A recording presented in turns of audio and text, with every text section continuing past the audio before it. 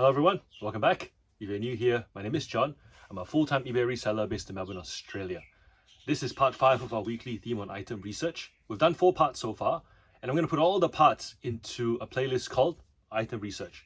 I made playlists just for those of you who like listening to things from start to finish, especially when you're doing listing, packing, sorting. So in the playlist part of the channel, you will find the playlist for this week's theme on item research, as well as the first week's theme that we did on why sales are slow. And I'll keep making new playlists for every theme that we do every week from here on out. So in today's part, we're going to cover the timing of information.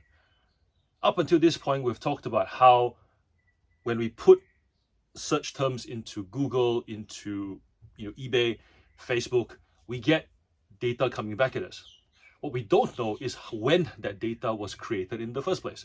We can sort by time, like newly listed to old, but that doesn't really provide any context. It doesn't provide any feeling for the volume of listings that happen at any point in time. It doesn't give us any sort of understanding of the activity level of our competitors. All it does is tell us that here are a bunch of items that will compete with your item should you list it today. And I thought I'd share with you what I do with my spare time. And it's a manual process, but it helps me to appreciate how the players in my space play. And that gives me an indication of the level of commitment I need to get into any category. So what I do is I will search on eBay in the search bar how a buyer would search for the items that I want to sell. It could be a basic search like blue basketball shoes men's 11, blue basketball shoes men's 12, blue basketball shoes men's Nike 12. I will make them very general to very specific, and I'll save all those searches individually. And then on the app, there's actually a saved search page where if you click on it, you can click on save sellers or the feed function. If you click on the feed function, you'll see a scrolling feed of images similar to what you get on any social media platform. I like that because it gives me a feeling of who's playing at any given day. If I go into a category that has only a bunch of small sellers, whenever those sellers list, and I become familiar with who they are because their photographs have a certain distinction to them. When you first start listing on eBay, all photos look the same because you're just looking at the item. After a while, when you start comping the items, a couple of times, you'll start to realize this photo style with this background is this seller versus this photograph with this background is this other seller. And so when you see it in the feed setting, what you'll find is if you see one listing today, one listing any other day, and that's a consistent trend for this seller, because most people are creatures of routine, you get a feeling that, all right, I'm playing with mostly small sellers. I can probably clog up this feed if I work a lot harder than them. Conversely, if you go into a category that is very competitive and many big sellers listing all the time because it's high turnover, you'll get that feeling too. When you scroll through your feed, you'll see, whoa, comic books. There's actually one really big comic book seller in Australia where when I started searching for comic books, I just got rid of that search very quickly because I'd saved the search and I found myself just scrolling through 100 comic books a day, 100 images a day, just to get to other stuff that I was saving. And I was like, all right, so if I do comic books, I have to accept that I'm not going to compete on volume with this person. I just have to price competitively and hope that someone who buys my comic books will like the fact that they see other things they like and will buy more than one. But there's no way I'm competing with this guy. Don't have any intention of putting in the effort to compete with this guy.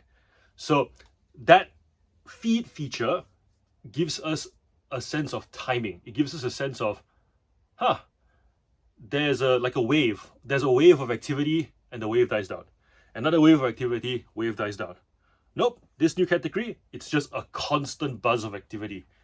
And it very quickly informs us whether we want to play or not. Because I think what a lot of resellers struggle with is they find a shiny item that they think is worth selling and they think there's profit to be made. And they are right. What they don't factor in is them. Do they have the capacity to play the game of that item? And sometimes they will list it and then wait for it to sell. And then it will sell quickly. Then they'll find another item, list it, and it takes a long time to sell. And then they go, but isn't the item the same item? Why did it sell but not? And then it feels like it was lucky. It feels like there was no understanding or appreciation of the flow of that category. Whereas if they save searches and every day while they're sitting on the toilet, just scroll through that instead of scrolling through YouTube or scrolling through Facebook, very quickly you notice patterns, because human beings are very good at noticing patterns. We know how long traffic lights take to change. We feel weird when they take 2 seconds longer than normal. We know that the lights change from this side to this side to this side to this side to this side, and then when we go to a light that suddenly has a straight, then one gets to turn, then the other one gets to turn, you go, oh, I was not expecting it, but the body goes, go up, don't go. So we're pattern-based people, and having that feed feature is great because it helps you to recognize patterns in your category of how different sellers play. So after you recognize a pattern in activity for the category, if you notice that there are particular sellers that you really want to come up against, save those sellers instead and remove all those other, basic searches, and then spend the next week or so just looking. Does this seller list regularly? Do they list daytime versus nighttime? Does it look like they're scheduling listings versus do they look like they are they're listing in batches at a go?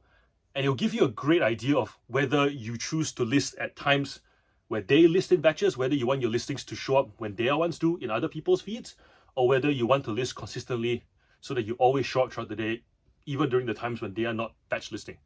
So beyond the item, understanding the activity level in your category and understanding the level of commitment that the sellers playing in your category put in will help you to decide whether you play, how hard you play, and I guess inform your appreciation of the velocity at which your item sells. Because it's not just about price, it's not just about your listing quality, it's about all that in the context of the category activity that buyers see. I'll try and do I'll do a screen capture on my phone and I'll just kind of tack it onto the back of this video. So hang around for that to just show you what that looks like if you're someone who needs to see how it's done. That way you guys can have a go at creating these saved searches and then experiencing it in the feed. I like the fact that scrolling through that feed is a business thing, and you do that instead of scrolling through social media for pointless things. So in a sense, it's like taking time away from fun, but also doing work at the same time. And so in that sense, it's productive. So yes, thank you so much for joining me for part 5. And it's not these 5 parts don't exhaust the topic of item research at all. I mean, there's so many ways to go about research.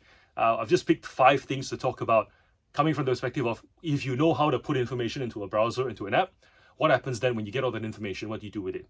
So it was all about when you get the information, what do you do with it? And we can cover more technical stuff in a weekly theme about how to use the various programs that we use in our business.